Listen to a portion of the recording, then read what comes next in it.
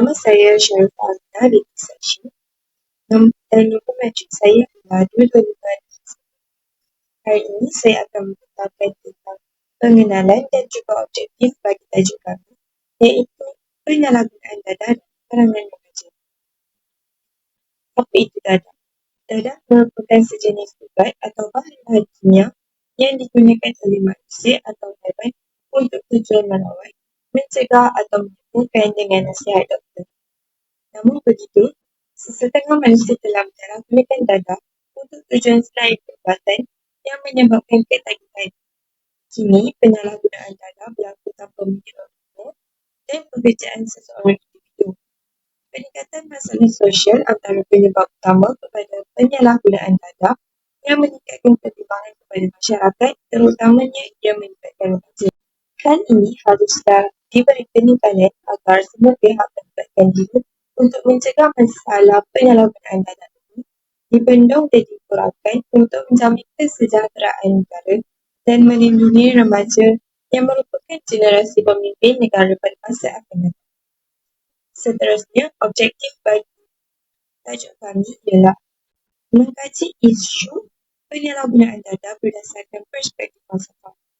Yang kedua, menganalisis tahap kesedaran pelajar terhadap isu penyalahgunaan dadah menggunakan kaedah soal selidik. Yang ketiga, menganalisis persekitaran jika mempengaruhi penyalahgunaan dadah. Sekian, terima kasih. Baiklah, seterusnya adalah latar belakang mengenai penyalahgunaan dadah dalam kalangan remaja. Tahukah anda, remaja lelaki lebih cenderung untuk terdedah dengan bahan terlarang berbanding dengan remaja perempuan? Hal ini selari dengan kajian yang dijalankan oleh Simons, Whitbach, Conger dan juga Melby pada tahun 1991 yang mengatakan remaja lelaki lebih cenderung untuk bergaul dengan rakan sekelas yang terlibat dalam tingkah laku yang tidak bermoral ini. Remaja yang berumur di antara 12 hingga 17 tahun menghadapi situasi kritikal kerana ketika ini mereka mula untuk mencuba sesuatu yang baharu. Mungkin disebabkan rasa ingin tahu tanpa memikirkan akibat atas tingkah laku tersebut. Kajian yang dicatatkan dalam infografik Agensi Anti-Dadah Kebangsaan Malaysia, Kementerian Dalam Negeri Selangor dapati pelajar sekolah menengah mencatatkan 71.4% kes dadah, manakala 9.3% bagi sekolah rendah, 5.2% bagi institut pengajian tinggi dan 14.1% bagi yang tiada pendidikan formal. Assalamualaikum semua, saya Fizra akan menyambung bahagian latar belakang ini. Jadi, untuk latar belakang ini, ahli saintis dan ahli psikologi telah menemukan beberapa pendekatan yang dapat mengatasi isu ini. Pendekatan pertama ialah untuk menggunakan ubat gantian. Ubat gantian ini contohnya ialah herba, ubat-ubatan tradisional ataupun ubat yang tiada unsur dadah. Seterusnya, pendekatan yang digunakan ialah latihan ala tentera.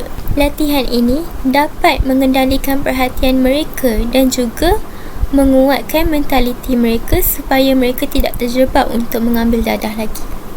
Seterusnya, rawatan homopati. Rawatan ini dikategorikan sebagai rawatan tradisional kerana mereka menggunakan unsur semula jadi yang tiada bahan toksik dan hanya bertujuan untuk merawat. Pendekatan yang lain yang digunakan juga ialah pemulihan dan penyucian rohani, pengubahsuaian tingkah laku, pemulihan psikologi dan psikoterapi. Walau bagaimanapun, tiada satu pun pendekatan yang dapat jaminan bahawa mereka akan memulihkan gejala ini secara keseluruhannya, kerana terdapat beberapa faktor yang menentukan bahawa pemulihan untuk gejala ini berjaya ataupun tidak.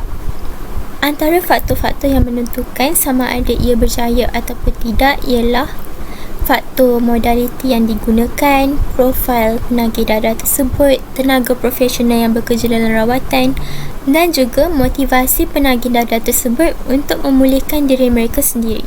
Khususnya, tiada tanda-tanda kemajuan dalam kerajaan menangani isu ketagihan dadah ini. Oleh itu, wujudlah slogan seperti mencegah itu lebih baik daripada merawat. Dan saya akan memberikan pembincangan ini kepada pembentang seterusnya. Pertama, Pengetahuan penyalahgunaan dadah dalam kalangan pelajar boleh disebabkan oleh kurang didikan agama. Punca tersebut boleh dikaitkan dengan rukun negara iaitu kepercayaan kepada Tuhan yang berdefinisi dengan keyakinan wujudnya Tuhan sebagai pencipta alam dan mematuhi segala suruhannya yang berlandaskan pegangan agama masing-masing selaras dengan prinsip rukun negara. Mereka yang kurang pegangan dan didikan agama akan mudah terjerumus ke dalam kancah penyalahgunaan dadah. Hal ini demikian kerana dengan adanya pegangan agama yang kuat, seseorang itu akan sukar untuk melakukan sesuatu kesalahan. Selain itu, penambahbaikan yang dapat dibuat adalah agensi anti dadah kebangsaan boleh menganjurkan program pendidikan dadah sebagai langkah pertama dalam pencegahan dadah. Program pendidikan pencegahan ini perlu diteruskan di peringkat universiti melalui program jangka panjang dan berulang atau digelar sebagai booster program. Kerana pada masa itu, mereka lebih berisiko untuk menggunakan dadah di tempat pengajian mereka. Program ini dapat mengukuhkan persepsi bahawa penyalahgunaan dadah membawa akibat yang negatif dan juga dapat melaksanakan dasar sekolah bebas dadah. Selamat sejahtera, nama saya Divisha Anna Perempuan Dividend dari kumpulan 3 SKP 3112 dan nombor matriks 224468. Saya akan terangkan tentang metodologi dari infografik kami yang bertajuk penyalahgunaan dadah dalam kalangan remaja. Borang soal selidik digunakan bagi mengetahui gejala penyalahgunaan dadah dalam kalangan remaja.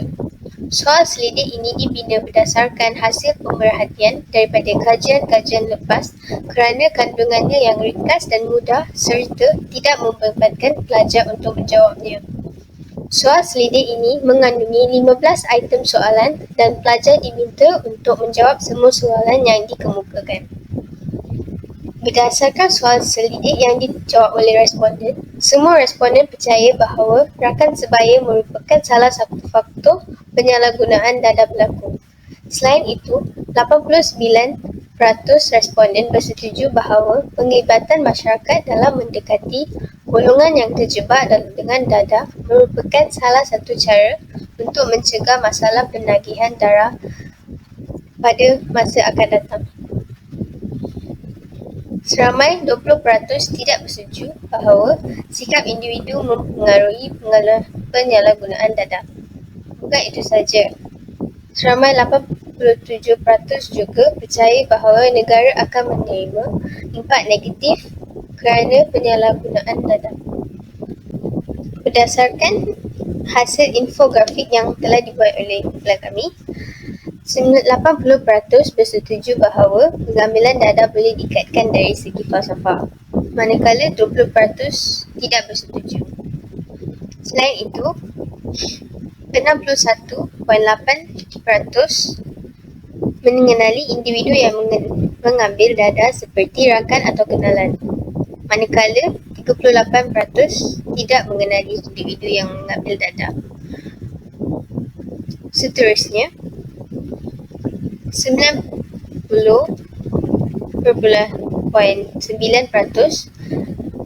bersetuju bahawa penyalahgunaan dadah merupakan punca kepada peningkatan kes-kes jenayah, manakala 9.1% tidak bersetuju. Itu sahaja daripada saya. Terima kasih.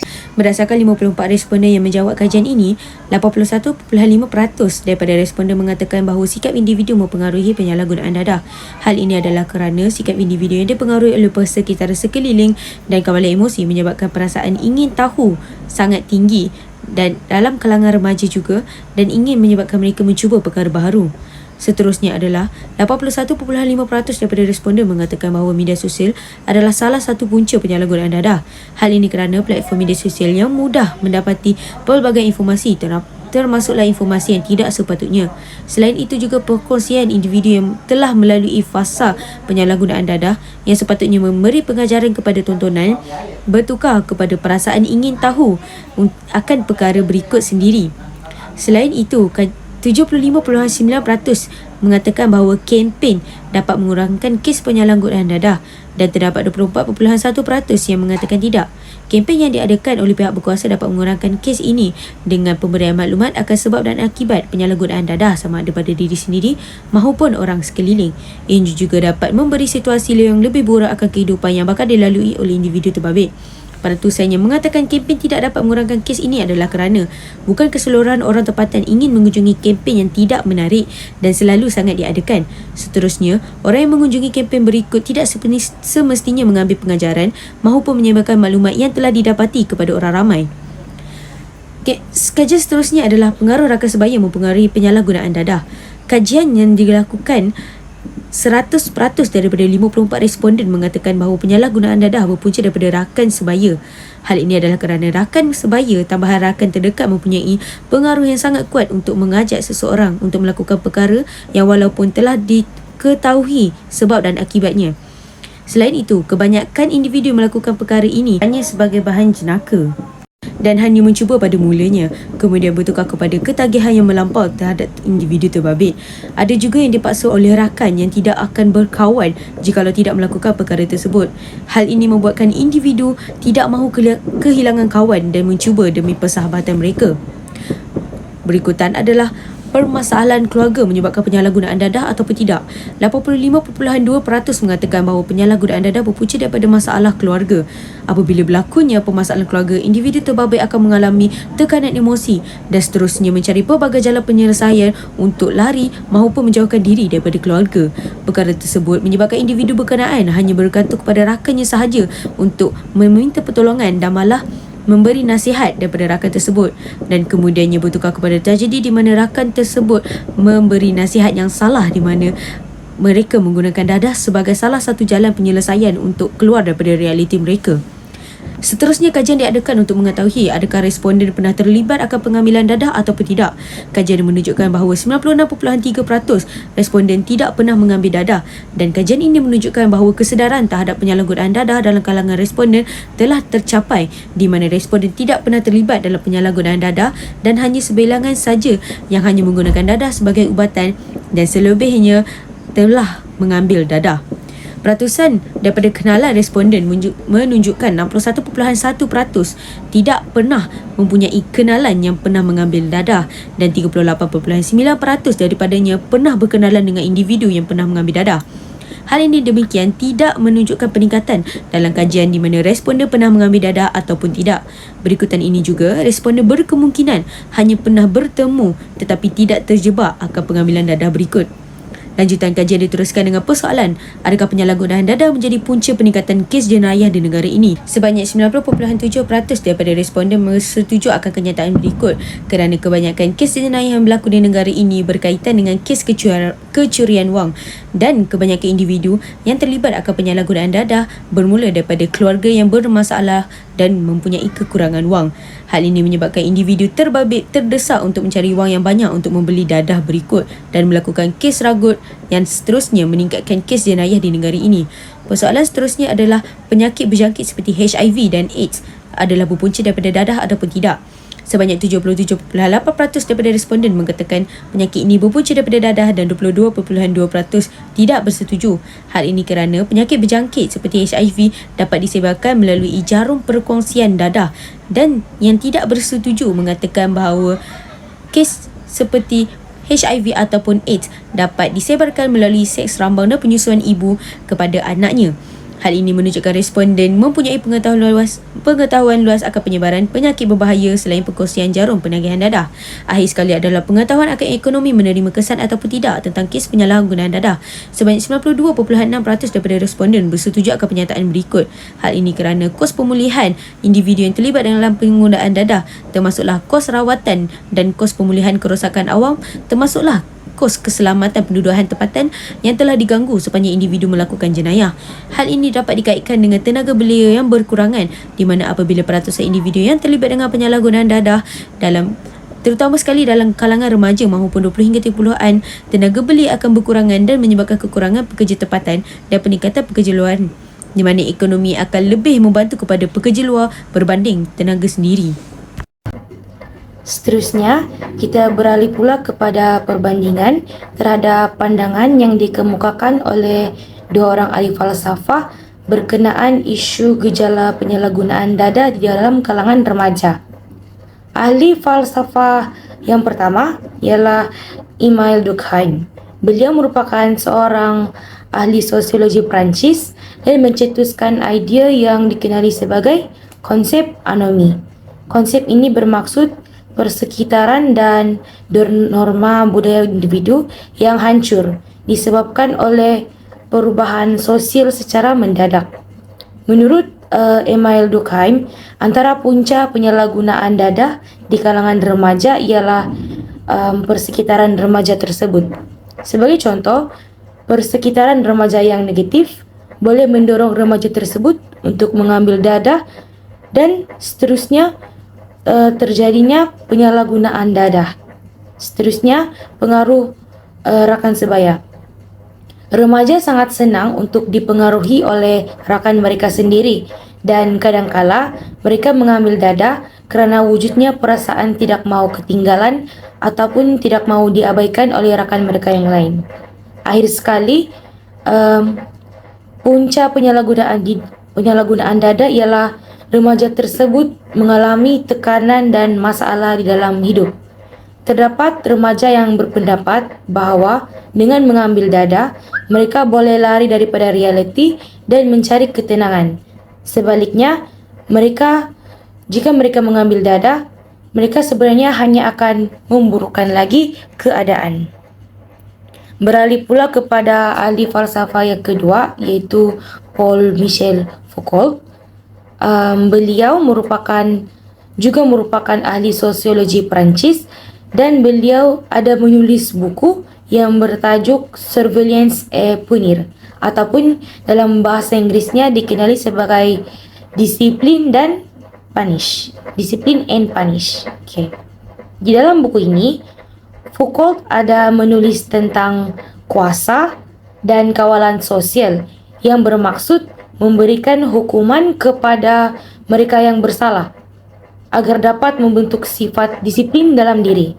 Menurut Foucault, kerajaan perlulah menggunakan kuasa yang ada untuk memastikan remaja tidak terjebak dalam masalah penyalahgunaan dada. Contohnya seperti memberikan hukuman kepada remaja yang mengambil dada dalam RM5,000 ataupun penjara tidak kurang daripada 2 tahun. Kesimpulannya, perbandingan yang boleh dilihat antara dua ahli falsafah ini ialah Emile Durkheim, dia lebih mengemukakan idea berkenaan punca dan sebab mengapa isu penyalahgunaan dada ini berlaku. Manakala Paul-Michel Foucault, beliau memberikan pandangan tentang penyelesaian yang diperlukan untuk menangani isu ini. Hai, saya Anissa. Saya akan meneruskan berkenaan dengan kesimpulan sebagai rumusan untuk tajuk kali ini.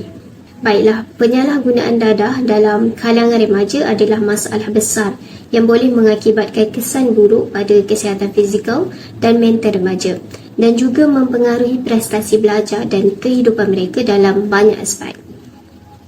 Okey, baik. Pengetahuan tentang dadah, kesan dadah pada remaja dan cara untuk mengurangkan penyalahgunaannya adalah sangat penting untuk mengatasi isu ini. Ringkasnya di sini kita dapat melihat dua ahli falsafah, iaitu yang pertama, Emile Durkheim, lebih mengemukakan idea berkenaan beberapa faktor sosiologi utama yang menyumbang kepada penyalahgunaan dadah dalam kalangan kumpulan umur ini. Dan manakala yang kedua, iaitu Paul-Michel Foucault pula, menyatakan keperluan untuk pencegahan yang berkesan bagi menangani punca masalah ini. Dan kedua-dua ahli falsafah ini memberikan idea dan falsafah untuk melahirkan generasi yang lebih berkualiti di masa hadapan. Penyalahgunaan dadah dalam kalangan remaja atau pelajar merupakan isu sosial yang semakin meningkat kerana populasi ini merupakan populasi yang mudah terdedah untuk mendapatkan dadah. Dalam aspek sosiologi, beberapa faktor di sebalik penyalahgunaan dadah dalam kalangan kumpulan umur ini ialah tekanan rakan sebaya dan norma sosial seperti yang disebut oleh Emile Durkheim. Selain itu, menurut Foucault, dengan memberikan hukuman kepada mereka yang bersalah, kita dapat membentuk sifat disiplin dalam diri. Sebab itu pentingnya pengetahuan remaja tentang dadah yang boleh menyebabkan kerugian dan membahayakan kesihatan mereka. Selain itu, pentingnya juga kesedaran tentang bahaya dadah pada remaja dan penggunaannya. Oleh itu, penyalahgunaan dadah dalam kalangan remaja adalah masalah yang kompleks dan untuk menanganinya memerlukan pendekatan yang menyeluruh dan menggabungkan antara individu dan masyarakat seperti kerajaan dan agensi-agensi kesihatan sosial mesti menggunakan kuasa yang ada untuk membantu mengatasi isu ini bagi melahirkan insan yang seimbang dan lebih baik.